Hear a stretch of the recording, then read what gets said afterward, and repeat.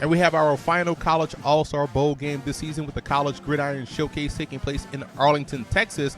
Let's start with the Desperado squad, and quarterback Quinn Epperly out of Princeton is a guy with intriguing skills. He's a tremendous athlete that was asked to do more as a football player this year and less from a quarterback standpoint, but don't get it twisted. There's definitely a place at the pro level for the talented lefty out of the Ivy League.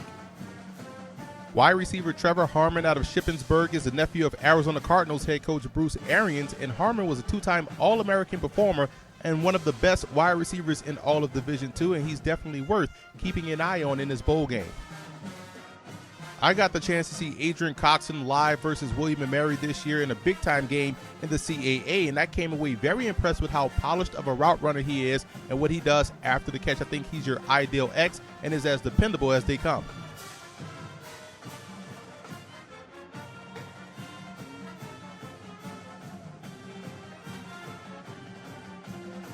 Two raging Cajun defensive linemen are in this ball game as well, Christian Ringo and Justin Hamilton. Ringo is your quick penetrator, while Hamilton does an excellent job at occupying blockers, and both guys, in my opinion, are scheme versatile. Louisiana Tech's Houston Bates just finds the quarterback, and we all witnessed his performance in the Heart of Dallas Bowl versus his old team, Illinois, and when you have the knack for getting to the quarterback, your pro potential is even higher. I'm a big fan of linebacker Mike Zuli's game. He's a classic weak side linebacker, your run and chase type of a player that also excels in the pass defense department and was a Code Ivy League Defensive Player of the Year this season. Classic strong safety coming out of Division II Findlay and Harold Jones Quartet, and I know what he can do in the box and as a blitzer, but I'll be focused on what he can do from a coverage standpoint because that'll be huge for him moving forward in this process.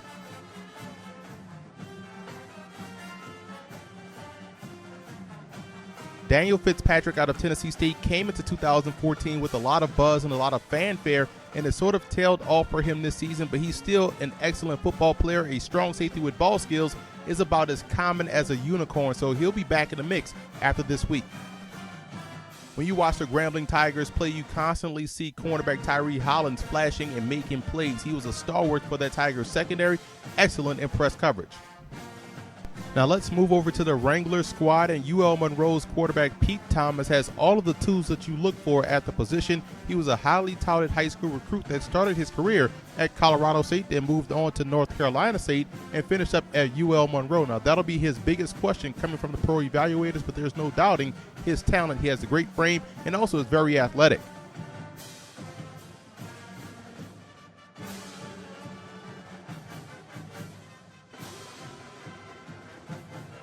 I like the two tailbacks here in this all-star game, and the explosive Keyshawn Hill from Sam Houston State and the powerful between-the-tackle style of Louisiana's Alonzo Harris. Both will have the opportunity to showcase what they can do as receivers because we all know how well they can run the football. Wide receiver Neil Sterling out of Monmouth is a big guy, 6'4", 235. I saw him live this year versus Delaware State, and Monmouth got him the football in his hands quickly and allowed him to power his way through defenders. He blocks very well and could end up at tight end. Big fan of Kansas Jayhawks wide receiver Nigel King, who's another big-bodied wide receiver with superb hand-eye coordination and one that does not mind sacrificing his body for the catch.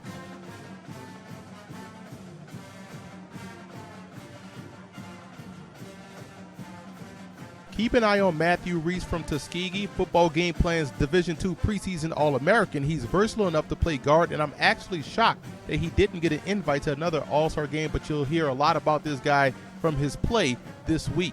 And the same can be said for Texas A&M Commerce's defensive lineman Charles Tiao. He's a scheme, versatile player that has the ability to not only get after the quarterback, but also can hold his own at the point of attack. I got the chance to see both Deshaun Davis and Isaiah Corbett live this season. Davis was all over the football field versus Boston College, showing tremendous range from sideline to sideline, while Corbett's instincts and pass coverage was on full display versus Tulane. Both guys, in my opinion, are three-down type backers.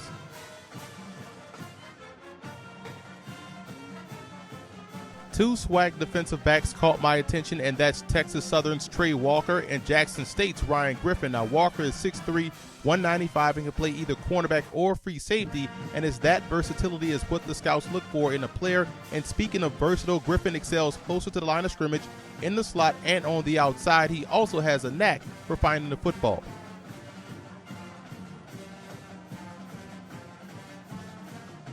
Now here's some of the other players I want you to keep an eye on in this all-star game. Arthur Miley out of Southern, talented defensive end, very versatile as well. Can even drop as an outside backer. Chichi Ariguzo out of Northwestern, talented 3-down backer in my opinion. And 2 tailbacks in this ball game. D. Hart out of Colorado State, an early entry in the draft, and Rob Holloman out of FCS Central Connecticut State. He's a lightning fast runner that can help you out as a kickoff and or a punt returner. Now this game will take place January 31st, 1:30 p.m. Central Time, and is broadcast live on the website collegegridironshowcase.com.